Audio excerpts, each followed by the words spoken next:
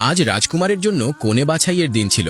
আমি তো শুধু তামাশা দেখতে এসেছিলাম, কিন্তু ভুল করে সামনের সারিতে চলে গিয়েছিলাম।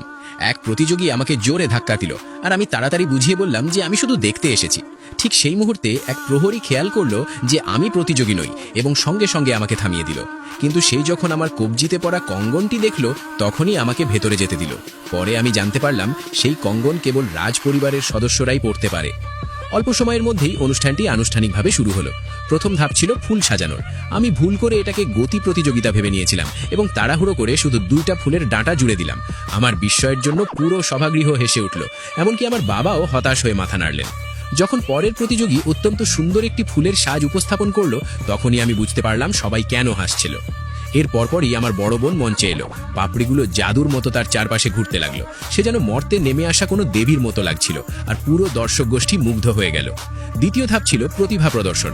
আমার বোন বীণা বাজাতে বাজাতে কবিতা পাঠ করলো, যা সব দর্শককে মন্ত্রমুগ্ধ করে দিল।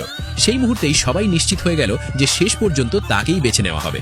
শীঘ্রই আমার পালা এলো, কিন্তু দেখানোর মতো আমার কোনো বিশেষ প্রতিভা ছিল না। তাই আমি শুধু বলকে লাথি মারতে মারতে নাচতে লাগলাম।